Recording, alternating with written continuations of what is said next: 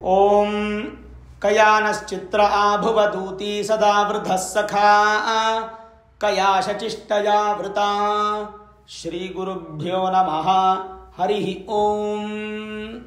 ಆತ್ಮೀಯ ಪ್ರಿಯ ಪ್ರೇಕ್ಷಕ ಮಿತ್ರರೇ, ನಿಮ್ಮೆಲ್ಲರ ಜೀವನ ಸುಖಕರ, ಸಮೃದ್ಧಿಕರ, ಲಾಭಕರವಾಗಿರಲಿ ಅಂತ ನನ್ನ ಆರಾಧ್ಯ ದೇವಿ ಹೊರನಾಡು ಅನ್ನಪೂರ್ಣೇಶ್ವರಿಯ ಪಾದಗಳಿಗೆ ನಮಸ್ಕರಿಸ್ತಾ, ಪ್ರಿಯ ಪ್ರೇಕ್ಷಕ ಮಿತ್ರರೇ, ರಾಹು ಜಯಂತಿ ಹಾಗೂ ಸಂಪೂರ್ಣ ರಾಹುಗ್ರಸ್ತ ಚಂದ್ರಗ್ರಹಣ ಇವೆರಡೂ ಒಟ್ಟೊಟ್ಟಿಗೆ ಒಂದೇ ದಿನ ಬಂದಿದೆ. ಸೆಪ್ಟೆಂಬರ್ 7ನೇ ತಾರೀಕು 2025. ಸರಿ, ಇದರ ಪ್ರಭಾವ ಯಾವ್ಯಾವ ರಾಶಿ ಮೇಲೆ ಬೀಳುತ್ತೆ ಅನ್ನೋದಕ್ಕಿಂತ ನಮ್ಮ ಪ್ರಕೃತಿ ಮೇಲೆ ಇದರ ಪ್ರಭಾವ ಹೇಗಿರುತ್ತೆ ಅನ್ನುವಂಥದ್ದನ್ನು ನಾವು ತಿಳ್ಕೋಬೇಕು. ಮೊದಲನೇದಾಗಿ ರಾಹು ಜಯಂತಿ ಮತ್ತು ಗ್ರಹಣ ಎರಡು ಒಟ್ಟಿಗೆ ಒಂದೇ ದಿನ ಬಂದಿರೋದ್ರಿಂದ ನಮಗೆ ಭಾಳಷ್ಟು ಭಯನೂ ಇರುತ್ತೆ, ಕನ್ಫ್ಯೂಷನ್ಸು ಇರುತ್ತೆ. ಮುಖ್ಯವಾಗಿ ನೋಡಿ, ರಾಹು ಅಂತಂದರೆ ಸೂಕ್ಷ್ಮ ಜೀವಿಗಳು ಅಂತ, ಕಣ್ಣಿಗೆ ಕಾಣಿಸ್ತಾ ಇರ್ತಕ್ಕಂಥ ವೈರಸ್ ಆ್ಯಂಡ್ ಬ್ಯಾಕ್ಟೀರಿಯಾಗಳು. ಸಾಧಾರಣವಾಗಿ ರಾಹು ಜಯಂತಿ ಗ್ರಹಣ ಒಟ್ಟಿಗೆ ಬರೋದಿಲ್ಲ. ಸರಿ, ಬಂತು ಅಂದರೆ ನಮಗೇನೋ ಒಂದು ಸ್ವಲ್ಪ ಅಡಚಣೆ ಅಥವಾ ಭಯ ಅನ್ನುವಂಥದ್ದನ್ನು ನಾವು ಎಕ್ಸ್ಪೆಕ್ಟ್ ಮಾಡ್ಬೋದು. ಪ್ರಕೃತಿ ಮೇಲೆ ಯಾವ ಥರ ಪ್ರಭಾವ ಬೀಳುತ್ತೆ, ಮನುಷ್ಯನ ಮೇಲೆ ಯಾವ ಥರ ಪ್ರಭಾವ ಬೀಳುತ್ತೆ ಅಂದರೆ, ಮನುಷ್ಯರಿಗೆ ರಾಹುಗ್ರಸ್ತ ಚಂದ್ರಗ್ರಹಣ ಆದ್ದರಿಂದ ಮಾನಸಿಕವಾಗಿ ಬಹಳ ಹಿಂಸೆ ಆಗುತ್ತೆ. ಸಮುದ್ರದಲ್ಲಿ ಹೆಚ್ಚು ಏರುಪೇರಾಗುವಂಥ ಸಾಧ್ಯತೆ, ಸಮುದ್ರ ಭೋರ್ಗರೆಯುವಂಥ ಸಾಧ್ಯತೆ, ಹಾಗೂ ಮನುಷ್ಯರ ಮನಸ್ಸಿನ ಮೇಲೆ ಪ್ರಭಾವ ಹೆಚ್ಚಾಗುತ್ತೆ. ಸಿಟ್ಟಿನ ಸ್ವಭಾವದವರಾಗ್ಬಿಡ್ತೀರಿ, ಯಾವುದಕ್ಕೂ ಕೂಡ ಸಂತೋಷ ಇರಲ್ಲ, ಎಷ್ಟು ಊಟ ಮಾಡಿದ್ರೂ ಸಂತೋಷ ಇರಲ್ಲ, ಎಷ್ಟು ದುಡಿದ್ರೂ ಸಂತೋಷ ಇರಲ್ಲ, ಎಷ್ಟು ನಿದ್ದೆ ಮಾಡಿದ್ರೂ ಸಂತೋಷ ಇರಲ್ಲ, ಯಾವುದರಲ್ಲೂ ತೃಪ್ತಿ ಅನ್ನುವಂಥದ್ದು ಸಿಗಲ್ಲ.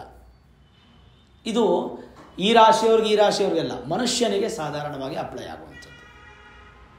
ಇನ್ನು ವೈರಸ್ ಬ್ಯಾಕ್ಟೀರಿಯಾ ತೊಂದರೆಗಳು, ಜ್ವರ ಬರುವಂಥದ್ದು, ಕ್ರಿಮಿಗಳಿಂದ ಸಮಸ್ಯೆ ಆಗುವಂಥದ್ದು. ಈ ಹಿಂದೆ ಏನೋ ಯಾವುದೋ ಒಂದು ಸಮಸ್ಯೆ ಬಂದಿತ್ತು ನಮಗೆ, ಅವಾಗೆಲ್ಲ ಸುಮಾರು ಲಾಕ್ಡೌನ್ಗಳಾಗಿತ್ತು, ಪ್ರಾಬ್ಲಮ್ಗಳಾಗಿತ್ತು. ಅದೆಲ್ಲದಕ್ಕೂ ಅಧಿಪತಿ ಯಾರಂದರೆ ರಾಹುನೇ. ಕ್ರಿಮಿಗೆ ಅಧಿಪತಿನೇ ರಾಹು, ವೈರಸ್ಗೆ ಅಧಿಪತಿನೇ ರಾಹು. ಆ ಥರ ಮತ್ತೆ ಆಗ್ಬಿಡುತ್ತಾ ಅಂತ ನಾನು ನಿಮ್ಗೆ ಹೇಳ್ತಾ ಇಲ್ಲ. ಸಮುದ್ರದಲ್ಲಿ ತೊಂದರೆ ಆಗೋದು ಮನುಷ್ಯರ ಮಾನಸಿಕ ಹಿಡಿತ ಅನ್ನುವಂಥದ್ದು ದೂರ ಆಗುತ್ತೆ.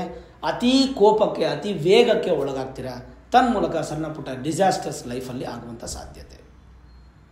ಮತ್ತು ಬೆಂಕಿಯ ಅವಘಡಗಳು ಭಾಳ ಸೂಕ್ಷ್ಮವಾಗಿ ಹೇಳುತ್ತೆ. ಏನು,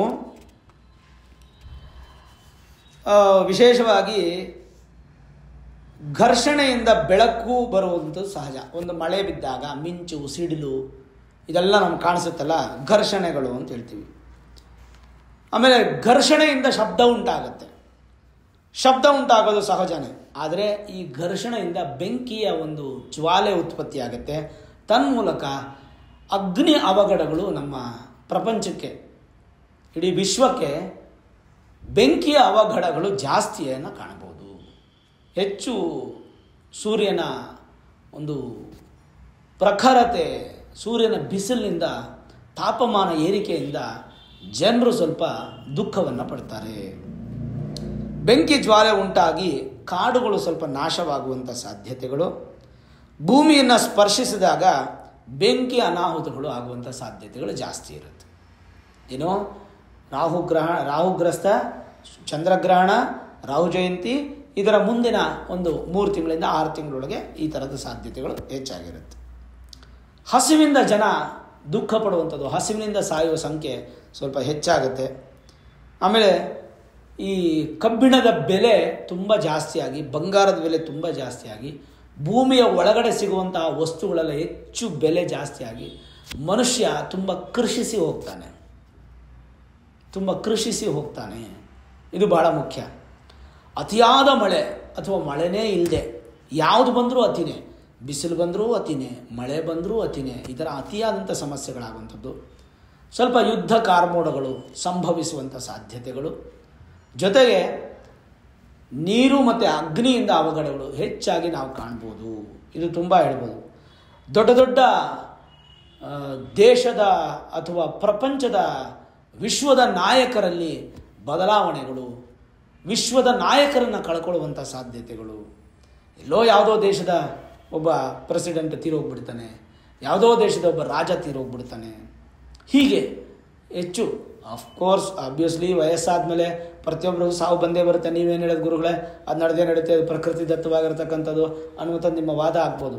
ಆದರೆ ಒಳ್ಳೆಯ ಯುವಕ ವಯಸ್ಸಿನಲ್ಲಿರ್ತಕ್ಕಂಥವ್ರು, ಚೆನ್ನಾಗಿ ರಾಜ್ಯ ಆಳ್ತಾ ಇರ್ತಕ್ಕಂಥವ್ರಿಗೆ ಸ್ವಲ್ಪ ಸಮಸ್ಯೆಗಳಾಗುವಂಥ ಸಾಧ್ಯತೆಗಳು ಹೆಚ್ಚು ಕಾಣ್ತಾ ಇರುತ್ತೆ. ಬದಲಾವಣೆಗಳು, ದೇಶದ ಬದಲಾವಣೆಗಳು ಕೂಡ ಆಗುವಂಥ ಸಾಧ್ಯತೆ, ಅಂದರೆ ದೇಶದಲ್ಲಿ ಪ್ರಮುಖವಾದ ಬದಲಾವಣೆಗಳು, ದೊಡ್ಡ ದೊಡ್ಡ ಬದಲಾವಣೆಗಳಾಗುವಂಥ ಸಾಧ್ಯತೆಗಳಿರುತ್ತೆ. ನಮ್ಮ ಭಾರತ ದೇಶಕ್ಕಂತೂ ಹೊಸ ಹೊಸ ಖನಿಜ ಸಂಪತ್ತು ಸಿಗುವಂತಹ ಸಾಧ್ಯತೆಗಳು ಹೆಚ್ಚಾಗಿರುತ್ತೆ. ಮತ್ತು ಪಾಶ್ಚಿಮಾತ್ಯ ದೇಶಗಳಲ್ಲಿ ಸ್ವಲ್ಪ ಡಿಸಾಸ್ಟರ್ಸ್ ಜಾಸ್ತಿ ಆಗುತ್ತೆ. ಆಮೇಲೆ ಮುಖ್ಯವಾಗಿ ಏನಪ್ಪ ಅಂತಂದರೆ, ಈ ಒಂದು ಸಂದರ್ಭದಲ್ಲಿ ವಿಶ್ವಶಾಂತಿಗೋಸ್ಕರ ಪ್ರತಿಯೊಬ್ಬರೂ ಕೂಡ ದೇವರನ್ನು ಆರಾಧನೆ, ಶಿವಾರಾಧನೆ, ಶಿವನನ್ನು ಆರಾಧನೆ ಮಾಡೋದ್ರಿಂದ ಎಲ್ಲ ಸಮಸ್ಯೆಗಳು ಕಡಿಮೆ ಆಗುತ್ತೆ. ಹಾಗಾಗಿ ಆಯಾ ರಾಜ್ಯದ, ಆಯಾ ದೇಶದ ನಾಯಕರುಗಳು ಈಶ್ವರ ಆರಾಧನೆಯನ್ನು ಹೆಚ್ಚು ಮಾಡೋದ್ರಿಂದ ಈ ಥರದ ಪ್ರಕೃತಿ ಸಂಭವಪಟ್ಟಂಥ ಸಮಸ್ಯೆಗಳನ್ನು ದೂರ ಮಾಡ್ಕೊಳ್ಬೋದು. ಮನುಷ್ಯನ ದೇಹ ಕೃಷಿಸಿ ಹೋಗುತ್ತೆ, ಅಂದರೆ ಸ್ವಲ್ಪ ದೇಹ ಬಲವನ್ನು ಕಮ್ಮಿ ಮಾಡಿಕೊಳ್ಳುತ್ತೆ. ಜೊತೆಗೇನಪ್ಪ ಅಂತಂದರೆ ಮುಖ್ಯವಾಗಿ ನೀರಿನಿಂದ ಸಮಸ್ಯೆ, ಇವೆಲ್ಲವನ್ನು ನಾವು ಕಾಣ್ಬೋದು. ನೋಡಿ, ನಾನು ಇನ್ಡೆಪ್ತಾಗಿ ನಾನು ನಿಮಗೆ ಭಯಪಡಿಸುವಂತಹ ವಿಡಿಯೋನ ಮಾಡಲಿಕ್ಕೆ ನನಗೆ ಇಷ್ಟ ಇಲ್ಲ. ವೆರಿ ಕ್ಲಿಯರಾಗಿ ಇಷ್ಟು ಸ್ಪಷ್ಟವಾಗಿ ಹೇಳ್ಬಿಟ್ಟಿದ್ದೀನಿ. ಗ್ರಂಥ ಅವಲೋಕನವನ್ನು ಮಾಡಿ ಬಹಳ ಪ್ರಮುಖವಾಗಿ ರಾಹುಕೇತುಗಳ ವಿಚಾರಗಳನ್ನು ಅನಾಲಿಸಿಸ್ ಮಾಡಿ ನಾನು ನಿಮಗೆ ತಿಳಿಸ್ತಾ ಇದ್ದೀನಿ. ಅದು ಜ್ಯೋತಿಷ್ಯ ಶಾಸ್ತ್ರದ ಪ್ರಕಾರ ಗ್ರಹಸ್ಥಿತಿಗಳು ಹೇಗಿದ್ದರೆ ಯಾವ್ಯಾವ ಫಲ ಅನ್ನುವಂಥದ್ದು ನಾನು ನಿಮ್ಗೆ ತಿಳಿಸ್ತಾ ಇದ್ದೀನಿ. ಹಾಗಾಗಿ ಇದ್ರ ಬಗ್ಗೆ ತುಂಬ ಸ್ಟ್ರೆಸ್ ತೊಗೊಳಕ್ಕೆ ಹೋಗಬೇಡಿ. ಬಟ್ ಒಂದಂತೂ ಸತ್ಯ, ವೆರಿ ಕ್ಲಿಯರಾಗಿ ಹೇಳ್ತೀನಿ, ರಾಹು ಜಯಂತಿ ಮತ್ತು ಗ್ರಹಣ ಒಟ್ಟಿಗೆ ಬಂದಿರೋದು ನಮ್ಮ ವಿಶ್ವಕ್ಕೆ ಖಂಡಿತ ಒಳ್ಳೆಯದು ಅಲ್ಲ. ಅದಂತೂ ಸತ್ಯ ಹೇಳ್ತೀನಿ. ಸಾಧ್ಯವಾದಷ್ಟು ನಿಮ್ಮನ್ನು ನೀವು ಕಾಪಾಡ್ಕೊಳ್ಳಿ ಅಂತಂದರೆ ದೇಹವನ್ನು ಚೆನ್ನಾಗಿ ರಕ್ಷಣೆ ಮಾಡ್ಕೊಳ್ಳಿ, ಚೆನ್ನಾಗಿ ಊಟ ಮಾಡಿ, ಚೆನ್ನಾಗಿ ನಿದ್ರೆ ಮಾಡಿ, ಸ್ವಲ್ಪ ಸಂಪತ್ತನ್ನು ಎತ್ತಿಡಿ. ದುಡ್ಡು ಬೇಕಾಗುತ್ತೆ, ಅವಸರಕ್ಕೆ ಹಣ ಬೇಕಾಗುತ್ತೆ, ಯಾರ ಕೈ ಕಾಲು ಹಿಡಿಯೋದು ಬೇಡ. ನಿಮ್ಮನ್ನು ನೀವು ಶಕ್ತಿ ಮಾಡ್ಕೊಳ್ಳಿ, ಖಂಡಿತವಾಗಲೂ ಭಗವಂತನ ಆಶೀರ್ವಾದ ಅನ್ನುವಂಥದ್ದು ಸಿಗುತ್ತೆ. ಸಾಧ್ಯವಾದಷ್ಟು ರಾಹುಗ್ರಹನ ಅರ್ಚನೆ, ಪೂಜೆ ಇತ್ಯಾದಿಗಳು ಮಾಡೋದ್ರಿಂದ ಮತ್ತಷ್ಟು ಅಭಿವೃದ್ಧಿಯಾಗಿ ಸಂತೋಷ ಅನ್ನುವಂಥದ್ದು ನಿಮಗೆ ಕಾಣುತ್ತೆ. ನೋಡೋದ್ರಲ್ಲ ವೀಕ್ಷಕರೇ, ವಿಶೇಷವಾಗಿ ಈ ರಾಹುಗ್ರಸ್ತ ಸಂಪೂರ್ಣ ಚಂದ್ರಗ್ರಹಣ ಹಾಗೂ ರಾಹು ಜಯಂತಿ ಒಟ್ಟಿಗೆ ಒಂದೇ ದಿನ ಸೆಪ್ಟೆಂಬರ್ 7, 2025 ಬಂದಿರೋದ್ರಿಂದ ಪ್ರಕೃತಿ ಮೇಲೆ ಏನು ಪ್ರಭಾವ, ಮನುಷ್ಯನ ಮೇಲೆ ಏನು ಪ್ರಭಾವ ಅನ್ನುವಂಥದ್ದು ವಿಸ್ತಾರವಾಗಿ ತಿಳಿಸಿದ್ದೀನಿ. ಈ ವಿಡಿಯೋ ಇಷ್ಟ ಆಗಿದ್ದರೆ ಲೈಕ್ ಮಾಡಿ, ಶೇರ್ ಮಾಡಿ, ಮುಖ್ಯವಾಗಿ ನಮ್ಮ ಚಾನಲ್ಗೆ ಸಬ್ಸ್ಕ್ರೈಬ್ ಮಾಡಿ, ಬೆಲ್ ಐಕಾನನ್ನು ಪ್ರೆಸ್ ಮಾಡಿ. ಪ್ರತಿನಿತ್ಯ ನಾನು ಪೂಜೆ ಮಾಡುವಂತಹ ನನ್ನ ಆರಾಧ್ಯ ದೇವಿ ಹೊರನಾಡು ಅನ್ನಪೂರ್ಣೇಶ್ವರಿಯ ಆಶೀರ್ವಾದ, ಅನುಗ್ರಹ ಸದಾಕಾಲ ಮತ್ತೊಮ್ಮೆ ನಿಮ್ಗೆ ಸಿಗಲಿ ಅಂತ ಪ್ರಾರ್ಥನೆ ಮಾಡ್ತಾ, ಸರ್ವೇ ಜನಾಃ ಸುಖಿನೋ ಭವಂತು, ಸಮಸ್ತ ಸನ್ಮಂಗಳಾನಿ ಭವಂತು.